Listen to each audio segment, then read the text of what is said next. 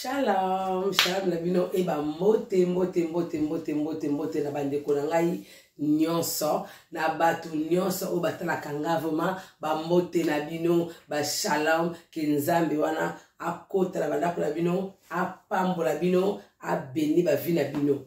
Hey, surtout mes abonnés na nga tuka nzamba pambola bino. Vraiment tuka masenga bino toujours merci. Vraiment merci. Merci et merci beaucoup. Merci beaucoup à mes abonnés. Les gens continuent à s'abonner. Vraiment, Nzambe wana a béni bino, Nzambe wana a protégé bino, Nzambe vraiment a mon abino, a mon abolam nabino. O bozo sala, lobby, boko futango, et pas ina bolingo ya Nzambe. Vraiment, en tout cas, tu es comme la télé pour montrer bino le tu ko sala, misala biso o ezali to sala kamokola biso ya lelo. Nenga to besala ko sala. Ya kote le maka pe ya kosala makambo liboso na bino. Alors ngala yeko loko kolamba vraiment kolamba tout ce kolamba ya trop dur. Kolamba vraiment mingi te mais yeko montrer bato basala ba kalungu kufa wana. Moni be kalungu kufa wana. E kufa peneza nga sans wana. Ona obwaka ngo e panza nga bambisi bandi konanga lelo makama pa ya boy kalungu sili. Ki kalungu boka malisuté. Tu commences à garder pour ton besoin d'ango. Na ko l'accepter de l'eau nini na façon ni na sala ka na quel système on a ko sala na ikalungu mais biloko no pe e panzanité. Et puis mafuta pe ozupe économie à mafuta. En tout cas na ko montrer bino. Vraiment on a pesi bino vraiment merci beaucoup. Ba mot encore ba merci encore maman Chukoko chérie. Hey Maman Suzy Palanga, wande madame Yinda. En tout cas, ba mbote na bino ma copine Fifi, yo neta la kaka. Ba mbote trop ya bino en tout cas, tu vas montrer notre lambe la to sala lo mbisi na biso, na ko montrer ba mbisi misato. O to sala ikanongo wana. Totala nani ako panzana, nani o ako panzana te. Alors so za ikanongo na wati ngaza wa normal. Ngaza wa normal. Parce que la luki akala na mone on sauté. Faut na boka na bosa inanga. Il fait na mona ko akala ko panza nga mbisi wana mozo o tourner mbisi boye mbisi panzani et puis après la kanda. Mais le kanda wana et si le lelo boza ma trois brancher pour la komona on a montrer na mokolo biso ya lelo. To yesi koko na ko montrer bino émission na biso les émission ya nini. Émission na biso ya lelo eza normalement émission ya kikalungu. Émission ya kikalungu koma okiko kalinga biloko na kikalungu okalinga biloko na pona tulilaka mingi kikalungu na okalinga biloko izo panzanga biloko zo panza episa nga kanda ko sombi ya sika miniti mke pourquoi kikalungu ebe baka soso somba ya sika zo bebisa ngo ipo ko somba na kikalungu ja oza bien ekitoko et de deux so sala la kikalungu maki ozo mélanger maki na kikalungu rolambela ebe baka pe vite. Et puis, si on a kalungu, et ça là que, on nika na, comment on dit, na grata wana, kalungu ikobe bambango moyo, so kalingi biloko ikongo panza biloko, ipanza makayabu, tukendaka feti mo, tout le monde appelle feti wana, makayabu nyonso poussière na poussière. Donc on dit makayabu poussière na poussière, c'est n'importe quoi. Parce que eza yoki polini ki kalungu ki malamu te bakalingi makayabu wana e baby. C'est ça. Ya ngonga na ki na émission ya lelo ya kalungu. Ya biloko zomona o mbisi azana pomme te mais to ko montrer quand même comment to lamba mbisi la biso. Donc mbisi la sozali to na trois sortes de mbisi awa. Naza tilapia, naza mabundu et naza na matomanchomi, Thomson. Na chenchard na biso yangoyo et naza na dorado yangoyo et naza na tilapia. Donc trois sortes de poissons on a osama mukalelo et c'est la biso ba jimbo na biso ou les jimbo ya tomate après deuxième zali aroma comme jimbo ya jaune tu as la mongwa on sait jamais tu as la maï na biso ya jus na citron et tu as la huile na biso et il craigne za ya kubeba donc il craigne la biso ngo wana et là tu as la sauce solution na biso to tena na Thomson na biso. Alors azali gingembre ail na ndembi maza mingi te ndembi maza moke bon j'aime comme ça na bo tande ndembi parce que kota moi moke ça va bien. Awa naza na poivre noir, awa naza na muscade. Donc c'est donc on tient la carte ya biloko na sela yango wana bipisi wana et awa gingembre, ciboulette et l'ail, muscade, poivre noir. Alors tout ça pour ça il y a un mokolo ya lelo mais vraiment émission les a jusqu'à pona kikalungu et kikalungu na papier cuisson. Alors pour les papier cuisson donc ils allaient bien pour la kokalinga nango mbisi pour la kotumba pour la kokalinga nango. Alors ceux qui m'a loko ni no ebeba kikalungu na ebeba isala su bien te ko boka kikalungu na ote solution no lelo emonani yango wana pona biloko na kokalinga na papier cuisson na biso. Alors to tarde mingite pona kokina action bala moko ya ko saisonner mbisi na biso et à moment to bandi kokalinga et bokoza toujours wana pona komona jusqu'à à la fin. Voilà, là to ça mbisi na biso yango yo to comme na temps ko ya ko zwa saisonner so to cha donc saisonner na biso yango yo na zui jimbo na oyo na zui yango na soma na Allemagne bon on va dire les aromas parce que c'est la appelle jimbo les aromas. Alors la zui ko jimbo na mélanger ensemble na biloko na o no so taki wana gingembre, l'ail et ba muscade ba poivron noir de la montre ki bino wana yango na mélanger yango ça ko pakola na mbisi na ngai. Donc mbisi d'abord faut tant pakola saisonner faut banda na kati. Dans ba na kati mais ko lekisa ngo mingi zo ko lekise be na kati a kota msu mungu yo sala bien te ezali to côté loki. Là na bandi mokie mingi te na mo kati pona esala goût. Na kati na bisali bundu là quand on sala kati maintenant comment on sala ba pota. Comment tient ba pota? Comment tient ba pota? Na on monte na on après parce que ça maintenant émission ambicité. To sala l'émission ambicité na biso sima pona pour lakisa.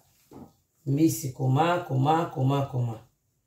Mais là ils ont pour montrer comment. Donc saisonner mbisi na biso. Bon vite. Voilà. Alors, si on a sali boye, mbisi nanga, au moins la sali yango dans la saisonner yango na ba blok nanga ba saisonnement nanga. Na ko za jimbo oyo ya tomate. Pona ko tshai likolo asala ngai rouge. Si vous avez la paprika, ou paprika. Si paprika ça te, ou pas coller oyo. Il faut changer couleur ya mbisi na yo. Et là, tiens le couleur pona. Et ça la ngai mbisi na nga couleur ya kitoko.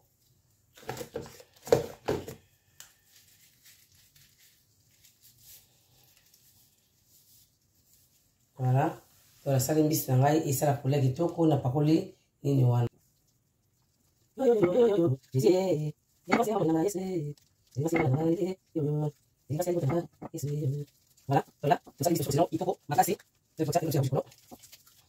alors, to sisi ko sala mbisi na biso vraiment bongo to se donner mbisi to kitoko makasi.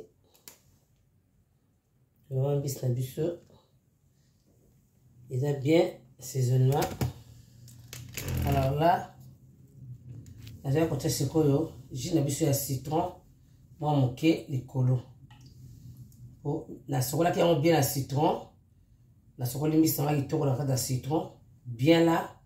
À l'avant vraiment kitoko makasi, la propre là surtout. Mais la fin nango, je fais comme ça. Na kata citron pour na attendre au calme nango. Moi goût ya citron et bungate. Goût ya citron et tikala na mbisi nanga. Alors voilà. Voilà, alors kikalungu na biso yango yo tu na ikuche kikalungu na biso. Yango le cuisson, ça c'est kikalungu. Sikoyo yo sala lokola ozala kikalungu ebeba.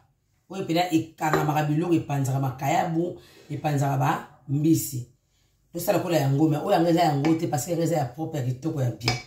Alors ça lokola ngape oyo sikoyo ti ebebi. Ebebi sikoyo bon naza attente fona somba tant sur dimanche et lundi et se retrouver dimanche ba organiser okanga ndeni na osala sikoyo kikalungu nanga yango. Sikoyo sikoyo papier cuisson nanga yango. Alors la kati no sona nanga musikoyo na kati yango. Na yeko chongo sikoyo likolo. Ya kikalungu ali bali ko tayango bien. On va laisser bien na kikalungu.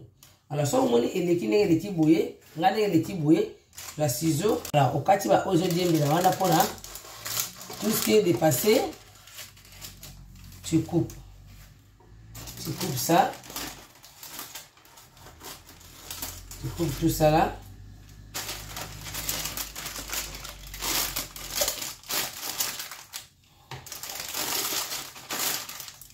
Voilà.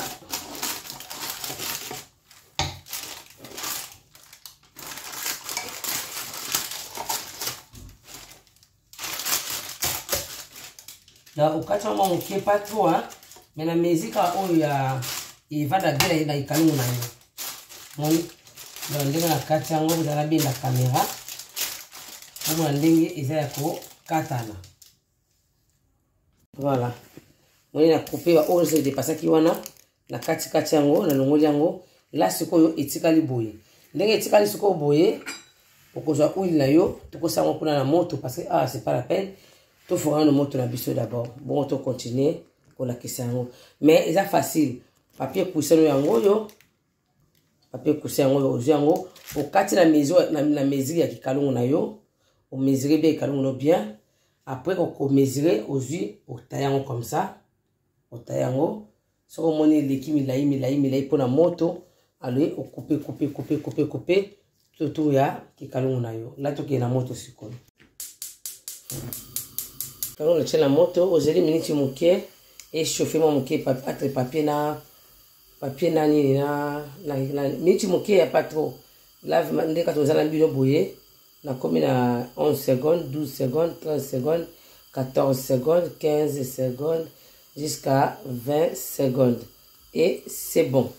Ocha huile nanga bota na ocha huile nanga j'espère que vous mona très bien ndenge na ocha huile nanga tout autour ya papier nanga wana na se mafuta ngana tie mesure yango wana ngona zika mesure na tie mafuta yango wana donc tout ranger bien voilà. Donc mesure na biso ya mafuta yango wana déjà eza économie parce que ça na bato ba ngokalinga ka biloko mafuta tondi le kalungu ti awa biloko ezina kati mabe pesate eza pe prompte na ndepe okalinga pe boye pe mabe pesate ekobela kaka ndenge moko apakote ko zinza biloko mafuta mingi mafuta ko kota penza titi ekoti donc comme ça on ezo moto male bozomona ndenge esala bambumbu na kati so bozomona yebiti bambumbu bozomona na kati wana mafuta ezobela pona kocha mbisi foko tika mafuta ebela soki ebeli okomona ke mafuta na biso pe eza ya ko bela voilà. Donc système en tout cas ba maman na ngai ba papa na ngai ba na ngai ba leki na ngai mes amis vraiment mes abonnés vraiment eza un système très important parce que il faut aider pour na bakikalungu il faut aider pour na kikalungu pebe bakamingi te eza pena très bien et puis économie na makambo ebele mafuta banini bo essayer vraiment beaucoup mona vraiment toujours liker s'abonner bon vraiment ko s'abonner vraiment et au sanga plaisir et toujours liker vraiment to boy ba commentaire mabe to lingi ba vrai commentaire pas les commentaires des méchants mais des vrais commentaires ya bana nzambe vraiment to ka to ko ba mafuta na biso zoki toujours katna ko bela comment ko essayer que mafuta na yo ebeli ngana sala ka boye pona essayer mafuta nge ebeli na kamataka embisi wana na meki boye voilà na moni ke etika dans le beli na obiente alongoli yango voilà là to asi ke mbisi mafuta na biso vraiment ebeli tuza kocha mbisi na biso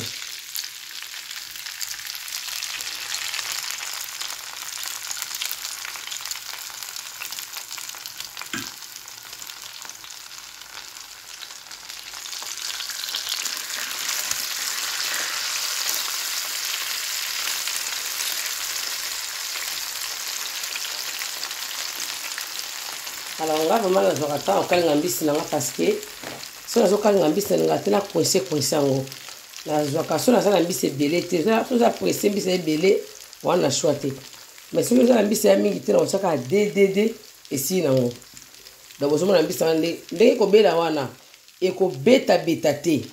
Pas que pa aïe ezalate. Ça va commencer à cuire tranquille. Et on va bela tranquille sans problème, ça ko beta, ça ko ganga, ko bela kana vous avez ko bela wana. A ganga te tcholala makasi non. A ozaka normalement muke, a bela ka boyeti, on voit que non ndenge pe mbisi ko bela, ça est beta, ça est kangama le kalungu, ça est panzana, vraiment le système ko bande ko nga kitoko makasi. Voilà, les autres koba c'est au koba. Tu vois, on va l'ambis na yo normal et tranquille. Jamais comment l'ambis on va baloulaye, comme on est à la difficulté. Et l'autre, on tourne l'ambis na yo normal, l'ambis a comme mes bimba normal, a comme la bimba normal, sans difficulté, sans rien.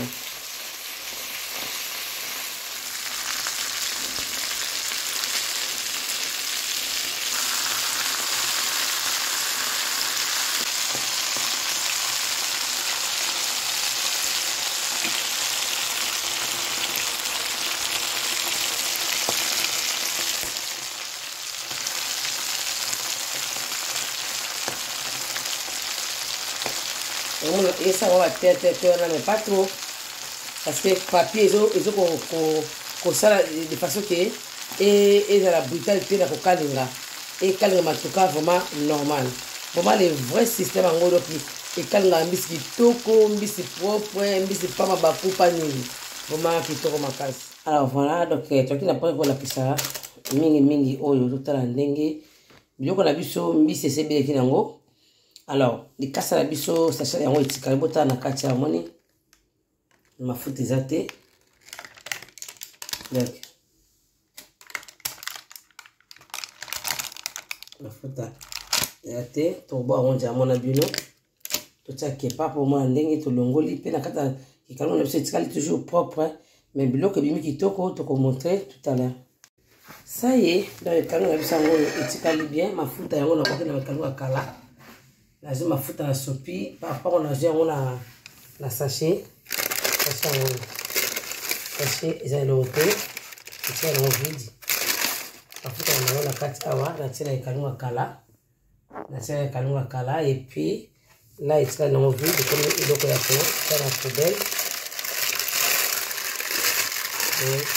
Donc à oser tâter, t'inquiète pas, et oser tâter, et ça ils vont roter. Là, au bout d'un et puis au bord à sachet pamba, à foutre le na kati, tu tiens à foutre un peu à kala, qui kalou à sikaye wana à tikali nae normal ne katu bandai ko ça la wana biloko na débit ne peka à tikali. Donc les abo au kosokola na oye. Pour na auta na moto avant d'aki na papier cuisson, mais azana mafuta te, mafuta ezate. Ah ouais, y a rien, et l'autre ezate. Mafuta ezate. Atikali propre. Donc c'est ça. Donc vraiment ils ont un système à kitoko. Ma maman bon peut essayer à chaque fois on a mbisi ils ont beta de kima ils bébisi partout et panzani mais avec système oyo au moins on a jamais déçu mbisi bela kalingi ibeli kitoko makasi mabundu na biso yango yo vraiment ibeli kitoko et panzani te le monter ibeti te vraiment bunu c'est mi kitoko makasi oyo pe si la piana nga yango yo donc voilà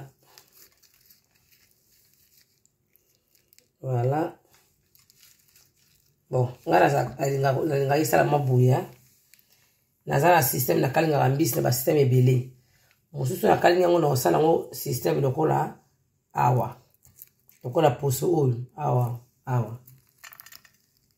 alors mosusu asala ngo boye na linga ngo boye na essence kauki essence batumbi kotumba essence eziki mo place ndambo moi essence moi nini ça vraiment moi quand je commence à manger comme ça avec les chikwanga oh laisse tomber alors otala o tila pia na biso yeyo pona katiye yeyo mninga na yeyo bami bale tila pia na biso oyo matama ntomi na biso ye wana matama ntomi na biso yeyo vraiment kitoko makasi moi j'aime comme ça tu vois besoin de comme sur des ziki mais ziki te j'aime bien comme ça obel sabio na ngai e kauka na pondu pembeni okoli ona ndunda na sepela bongi toko kizala mai parce que na so ezala mai na tumba comme la tumbite il faut vraiment à kauka. Moi j'aime bien comme ça.